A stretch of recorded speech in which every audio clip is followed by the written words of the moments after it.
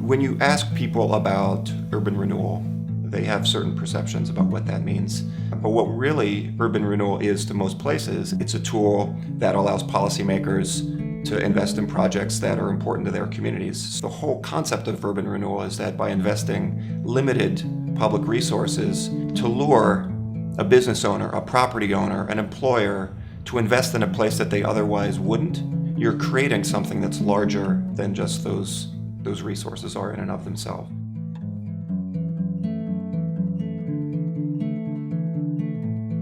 So many of the laws that were set up for urban renewal at the very beginning were really focused around huge cities like Portland.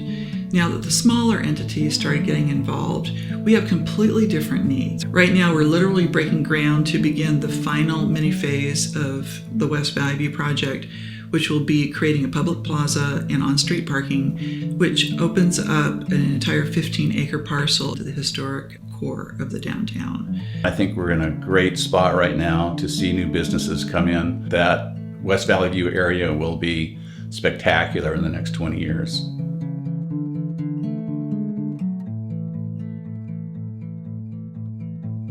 The urban renewal investment thus far has been about $1.5 million, and approximately $77 million of investment between the public sector and the private sector.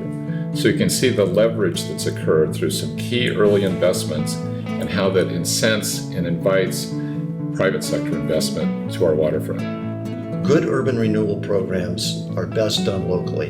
This urban renewal area has catalyzed literally hundreds and hundreds of jobs. Solstice is a wood-fire cafe. We're located at the Hood River waterfront. We received money from the local economic development center, and we've gone from 40 staff in our old location to 81 staff currently.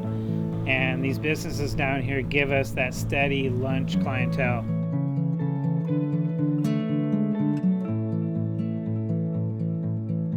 Right now we're in the lobby of the historic John Jacob Astor Hotel, which is in downtown Astoria. This lobby has been closed since 1968, and that is why it's in the condition you see it. I was born in Astoria. When living in a nearby town, though, I came to Astoria, I found a property for sale, and developed the Commodore Hotel. Since then, we've developed a total of 4 properties along 14th Street. It's really been the advancement of each of these properties has been the catalyst for yet another property.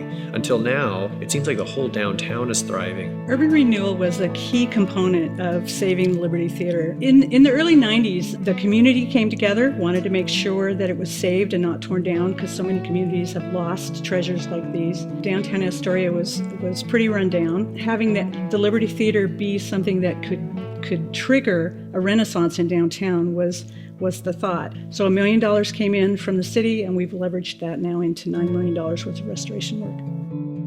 Currently, we are in the showroom of the Lovell building, and the Lovell building was built as a state-of-the-art auto dealership in 1921. We run 3 different restaurants and 2 breweries. When we opened in 2007, this building and the building, the Fort George building, were empty, and this was a dead end of town. Our experience with urban renewal funds were, after we bought the 2 buildings, they were in a lot of disrepair. So we applied for the urban renewal funds to paint the building. And about the time we applied for those loans, we probably had 35 employees, and today we have about 108 employees. 8 years ago, nothing was down here, and now it's kind of become the core of the city in a sense.